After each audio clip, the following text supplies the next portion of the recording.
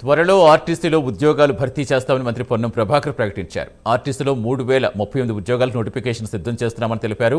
సుదీర్ఘకాలంగా పెండింగ్లో ఉన్న ఉద్యోగాలు సాధ్యమైనంత త్వరగా భర్తీ చేస్తామన్నారు. మహాలక్ష్మి పథకం అమలు కోసం కొత్త బస్సులు కొనుగోలు చేస్తామని, ఇప్పుడు ఉద్యోగాల భర్తీ కోసం కసరత్తు మొదలుపెట్టామన్నారు.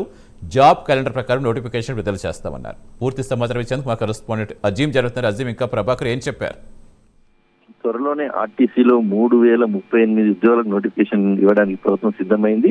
అయితే ఇదే విషయాన్ని ఏదైతే రవాణా శాఖ మంత్రిగా ఉన్నటువంటి పొన్నం ప్రభాకర్ ఏదైతే ఒక పత్రికా ప్రకటన ద్వారా తెలియజేశారు కూడా, త్వరలోనే ఆర్టీసీలో 3038 ఉద్యోగాలకు భర్తీ చేయనున్నట్లు. అయితే ఆర్టీసీలో సుదీర్ఘ కాలం తర్వాత ఈ ఉద్యోగాల ఏదైతే భర్తీ ప్రక్రియ ప్రారంభించడంతో మంత్రి పొన్నం ప్రభాకర్ ఏదైతే హర్షం వ్యక్తం చేశారు. ఎందుకంటే సుమారు ఈ 3038 ఉద్యోగాల్లో డ్రైవరు, శ్రామిక, డిప్యూటీ సూపరింటెండెంట్, అలాగే deputy superintendent mechanical, depot managers, assistant traffic managers, assistant mechanical engineer, assistant engineering, అలాగే మెడికల్ ఆఫీసర్ స్పెషలిస్ట్, ఈ ఉద్యోగాలకు సంబంధించినటువంటి అన్ని పోస్టులు కలిపి కూడా మొత్తం 3038 పోస్టులు అవుతున్నాయి. సో దీనికి సంబంధించి ఉద్యోగ నోటిఫికేషన్ ఎప్పటి నుంచో ఇవ్వాల్సి ఉంది. కానీ ఏదైతే ప్రభుత్వం చాలా ప్రతిష్టాత్మకంగా తీసుకున్నటువంటి ఎస్సీ వర్గీకరణకు సంబంధించిన అంశం ఏదైతే ఉందో, ఎస్సీ వర్గీకరణ చట్టరూపం దాల్చిన తర్వాతే నోటిఫికేషన్లు ఇవ్వాలని భావించింది. గత సంవత్సరం ఆగస్టు 2024 1వ తారీఖు తర్వాత ఏ నోటిఫికేషన్ కూడా ప్రభుత్వం ఇవ్వలేదు. ఎందుకంటే ప్రభుత్వం అప్పటికే మాట ఇచ్చింది, ఎస్సీ వర్గీకరణకు సంబంధించిన అంశం పూర్తి చేసిన తర్వాతనే, ఎస్సీ వర్గీకరణ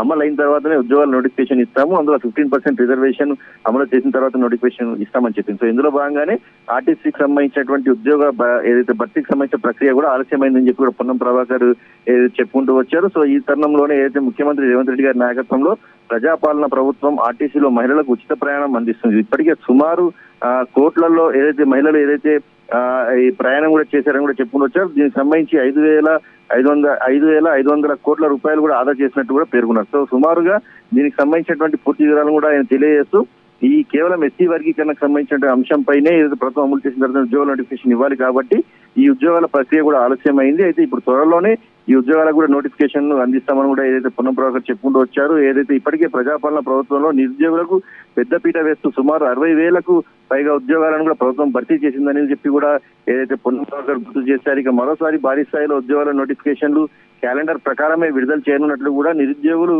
సద్వినియోగం చేసుకొని బాగా ప్రిపేర్ కావాలని చెప్పి కూడా ఏదైతే పొన్నం ప్రభాకర్ సూచించారు. ఇక ఆర్టీసీలో సుదీర్ఘ కాలం తర్వాత ఉద్యోగాల భర్తీ జరుగుతుండటంతో ముఖ్యమంత్రి రేవంత్ రెడ్డి, ఉప ముఖ్యమంత్రి బట్టి విక్రమార్కకి ఏదైతే పొన్నం ప్రభాకర్ ఏదైతే ధన్యవాదాలు కూడా తెలియజేశారు. అయితే త్వరలోనే ఈ నోటిఫికేషన్ ఉంటుందని చెప్పుకోవచ్చు. జపాన్ పర్యటన సీఎం ముగించుకొని వచ్చిన తర్వాత ఆర్టీసీకి సంబంధించినటువంటి 3038 సంబంధించినటువంటి ఉద్యోగాల భర్తీకి నోటిఫికేషన్ విడుదల కానట్లు కూడా మనకు తెలుస్తుంది. Satish, right, thank you Azeem.